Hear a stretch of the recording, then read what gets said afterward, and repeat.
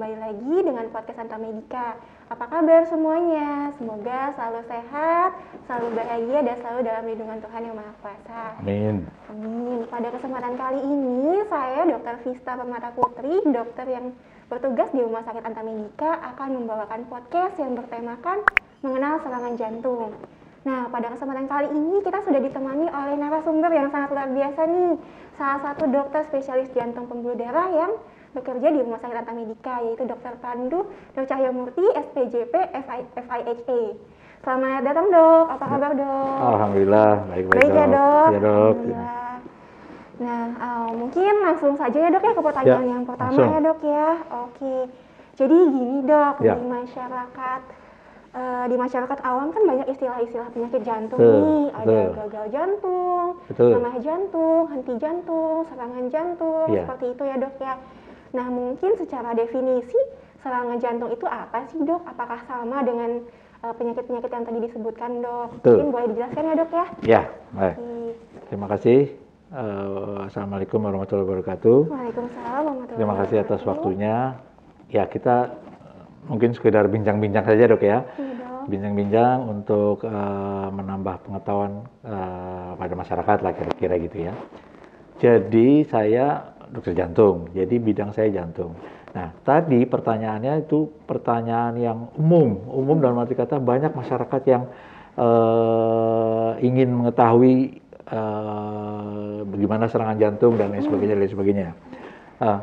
Serangan jantung itu satu momen tersendiri dari penyakit jantung yang sudah diderita. Jadi artinya pasien atau person yang kena serangan jantung itu sebelumnya sudah ada dia gangguan jantung sebelumnya. Walaupun kadang-kadang tidak terasa, tidak tahu dan tidak aware lah gitu kira-kira gitu. Jadi jarang atau sedikit sekali kemungkinan yang tiba-tiba serangan jantung tanpa ada sebelumnya gangguan jantung itu jarang gitu ya. Jadi pasien ini sudah ada kondisi gangguan jantung, misalnya penyempitan pembuluh darah koroner, tiba-tiba ada satu momen yang dia serangan jantung kira-kira gitu. Nah, serangan jantung kalau topik kita serangan jantung itu variasinya sangat luas. Dari mulai yang ringan atau sama sekali tidak terasa, mungkin kalau COVID ya OTG misalnya tanpa gejala, jadi pasien itu sama sekali nggak tahu dia kena serangan jantung. Ada itu kondisi gitu, cukup banyak itu. Ketahuannya bagaimana? Ketahuannya pada waktu periksa, katakanlah bulan September nggak ada apa-apa. Terus ada satu momen yang dia agak nggak enak badan, istirahat 1-2 hari, udah habis itu aktivitas biasa. Berikutnya kontrol, loh kelihatan ada perubahan. EKG-nya, rekaman jantungnya dan lain sebagainya. Jadi pada waktu dia agak kurang enak dan sebagainya, istirahat sembuh itulah serangan jantung. Begitu. Jadi kadang-kadang sebegitu ringannya sehingga tidak terasa.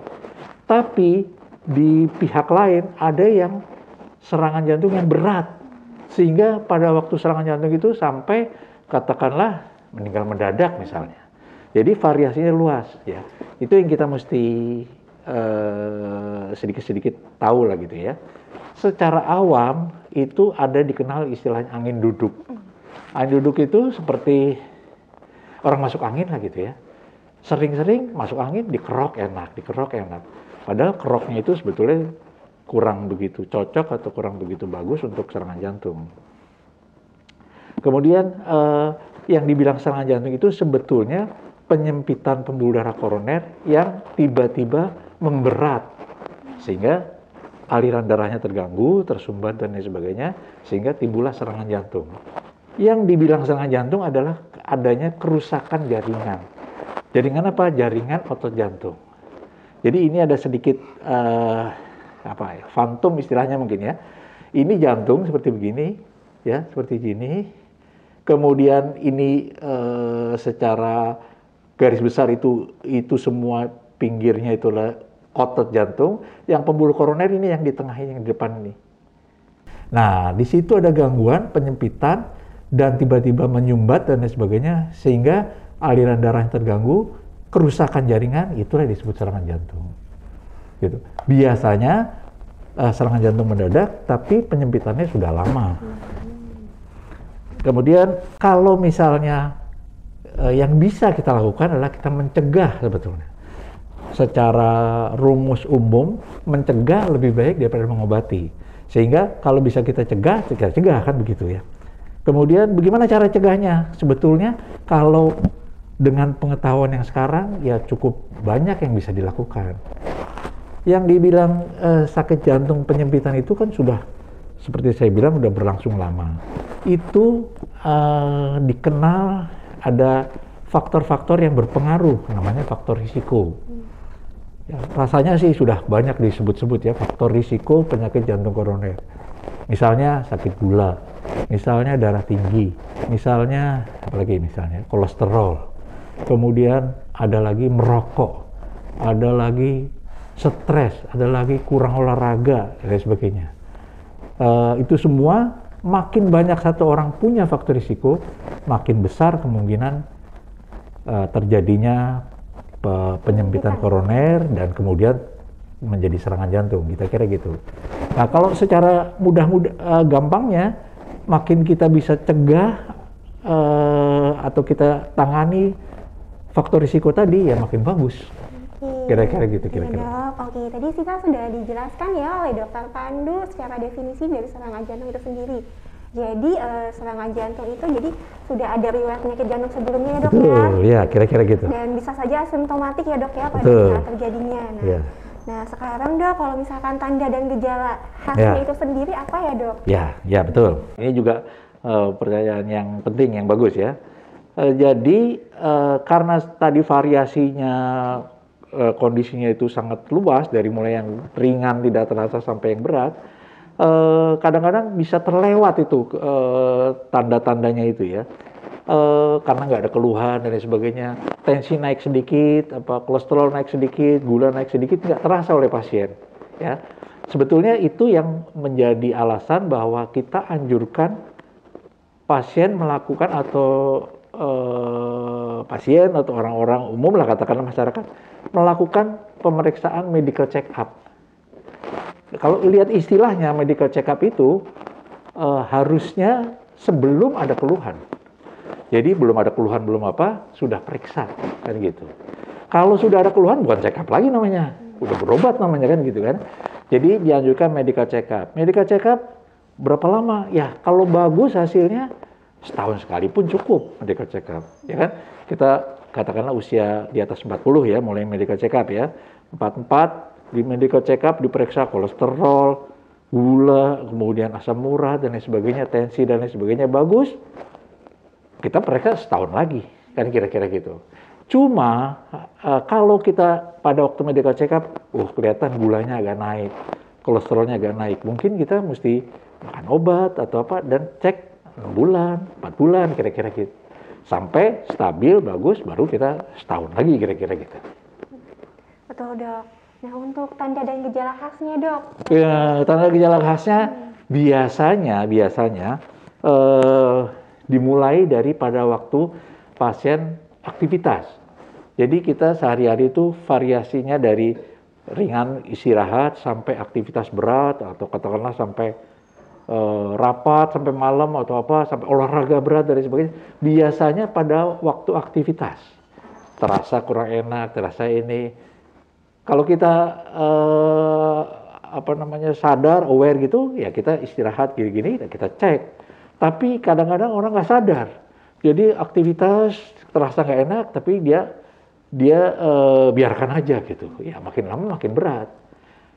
Nah, sering juga timbulnya pada saat marah, emosi dan lain sebagainya, sampai sakit dada dan lain sebagainya, kemudian hilang sendiri. Nah itu yang membuat orang kurang aware, kurang sadar, karena habis itu hilang sendiri. Pada waktu biasa nggak ada rasa apa-apa. Nantilah berobatnya nanti aja, periksanya nanti aja kan gitu. Padahal sebetulnya kalau dia dari situ periksa, mungkin kita sudah dapat dalam kondisi awal, yang apa-apa lebih mudah kalau lebih kondisi awal.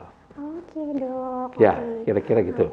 Berkaca dari beberapa kasus dari public figure dan olahragawan nih dok, ada yang mengalami serangan jantung, kemudian tiba-tiba meninggal nih dok. Sampai berat ya? Iya, padahal nih gaya hidupnya bagus nih dok, olahraga, bagaimana tuh dok tanggapannya? Betul, ya. Ini beberapa waktu yang lalu ada beberapa kejadian gitu ya. Olahraga tiba-tiba berat dan lain sebagainya sampai meninggal. Gitu. Olahraga itu sebagai salah satu usaha mencegah atau menjaga kondisi jantung itu betul, bagus.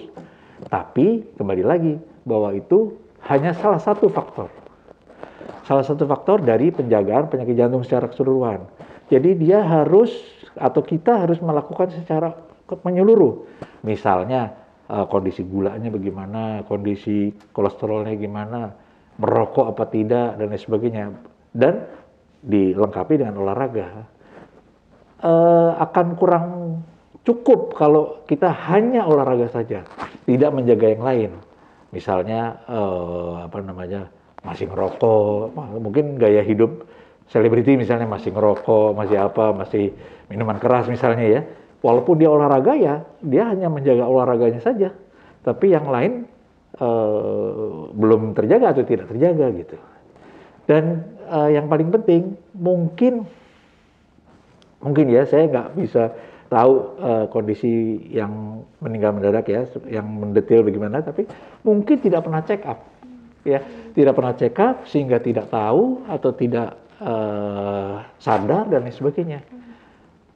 Istilahnya kalau misalnya pada person yang meninggal mendadak itu kira-kira sebulan sebelumnya dicek dan lain sebagainya, apa treadmill misalnya, sudah kelihatan ada gangguan.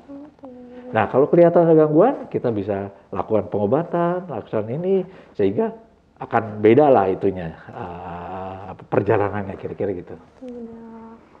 Tadi sudah disinggung juga nih dok, yang tepat untuk screening kira-kira mulai di usia 40 tahunan ya dok. Kira-kira ya. Nah, kemudian pemeriksaan apa aja sih dok yang dibutuhkan supaya kita tahu nih identifikasi lebih dini jantung kita sehat atau tidak gitu. Betul dok. Ya, sebetulnya istilah dimulai dari umur 40 itu agak longgar ya, artinya tidak terlalu strict begitu ya. Kalau misalnya pada pasien-pasien yang katakanlah beresiko, tanda kutip ya beresiko ya, apa misalnya faktor keturunannya kuat, kemudian gulanya agak tinggi, misalnya lagi cek gulanya agak tinggi, ya nggak usah tunggu 40 baru kita cek, mungkin 35 juga kita cek misalnya ya. Tapi kalau pasien yang segar, bugar dan sebagainya 40 lebih sedikit juga mungkin masih nggak apa-apa gitu ya, kira-kira gitu. Terus yang kita periksa adalah yang disebut faktor risiko tadi. Jadi kita identifikasi kondisi jantung dengan kita lihat faktor risikonya. Dari lab misalnya, kolesterol, gula, asam urat, dan sebagainya. Dari apa lagi misalnya, pemeriksaan fisik, kita lihat tensinya, kita lihat obesitasnya misalnya ya. Kan obesitas juga pengaruh juga. Kita gaya hidup, kita lihat apakah dia stres, apakah dia rajin olahraga misalnya ya. Kemudian kita lihat riwayat keluarganya, apakah ada keturunan. Faktor keturunan ini cukup dominan, cukup besar. Artinya bukan penyakitnya diturunkan, ya. Jadi misalnya orang tua saya misalnya gitu, ada yang sakit jantung bukan penyakitnya diturunkan, tapi kemudahannya diturunkan. Jadi orang tua saya sakit jantung misalnya ya, saya mudah kena. Apalagi kalau dua-dua, ayah, ibu, saya lebih rawan lagi rentan lagi terhadap penyakit jantung. Kalau saya masih merokok, nggak pernah olahraga, obesitas ya, udah katakanlah sudah cukup berisiko lah kalau gitu kan gitu. Tapi kalau saya jaga baik, saya langsing, rajin olahraga, mungkin bisa dicegah itu timbulnya gitu. Gitu dok, kira-kira dok. Baik dok, jadi pemeriksaannya harus komprehensif juga ya dok ya. Betul, tapi kan untungnya sekarang rumah sakit gampang, semua punya fasilitas medical check up, ada paket-paketnya, mudah lah gitu. Betul, istilahnya. Dok. Buat pasien harusnya nggak susah sebetulnya. Screening lebih dini lebih baik ya betul, dok ya? Betul dok. Ya, dok. Nah yang terakhir nih dok, ya dok, silakan dok. Gimana tips-tips atau kiat-kiat menjaga kesehatan jantung kita nih dok untuk sobat Antamedica di rumah? Ya dok. Sebetulnya ini pertanyaan ini merupakan kelanjutan dari yang tadi. Jadi begitu kita bisa tahu faktor risikonya, kita bisa screen, kita bisa identifikasi, di situ yang kita jaga. makin kita bisa jaga sesuai dengan itu makin bagus ya bagus ujung-ujungnya. Misalnya saya ngerokok ya, setelah tahu gini, wah saya berhenti ngerokok, kan itu efeknya begitu kan. Kemudian apalagi misalnya saya nggak pernah olahraga, setelah check up ternyata kelihatan begini-gini, saya jadi rajin olahraga. Saya kira gitu. Ya itu yang kita harapkan dari misalnya medical check up dan lain sebagainya gitu. Baik dok. Mungkin ada pesan-pesan nih dok dari Dokter Pandu untuk sobat Antamedika di rumah. Ya. Jadi memang ini kita bincang-bincang tentang hal yang katakanlah kurang enak lah, serangan jantung misalnya ya. Tapi sebetulnya kalau dari pandangan saya, serangan jantung yang katakanlah tidak enak, tidak bagus dan lain sebagainya itu jelek dan lain sebagainya, ya ada sisi baiknya juga. Jadi kalau sambil bercanda misalnya ya, saya sering lihat pasien yang nggak bisa berhenti merokok dan lain sebagainya, tiba-tiba jadi bisa berhenti merokok gara-gara habis kena serangan jantung. Ya jadi kadang-kadang ada sisi baiknya juga, sisi serangan jantung, sehingga pasien jadi sadar kemudian bisa berubah, bisa ya. Mudah-mudahan dengan itu dia jadi sakit jantungnya terjaga, ini terjaga, sehingga bisa katakanlah berumur panjang dan lain sebagainya, kira-kira gitu. Ya dok, jadi pesan saya kalau bisa kita jalankan pengetahuan ini, kita pakai, kita terapkan, dan mudah-mudahan membawa perbaikan bagi orang-orang dan masyarakat secara umum. Oke, semoga bisa diterapkan oleh sobat Antamedika di rumah ya dok ya. Ya dok, ya mudah-mudahan. Oke, cukup sekian podcast kita kali ini ya dok ya. Menarik sekali tema hari ini ya dok. Semoga bermanfaat. Nah, bila sahabat Antamedika mempunyai keluhan seputar kesehatan jantung atau ingin konsultasi dengan Dokter Pandu, boleh langsung datang ke Rumah Sakit Antamedika atau konsultasi via telemedicine. Oke, nah sekian untuk podcast kali ini. Nantikan podcast-podcast berikutnya yang tidak kalah menarik. Jangan lupa subscribe YouTube channel Antamedika dan follow Instagram @antamedika. Tetap patuhi protokol kesehatan, stay safe, stay healthy, dan stay happy. Saya Dr. Vista bersama Dr. Pandu pamit undur diri. Terima kasih. Podcast Antamedika, Result with Care.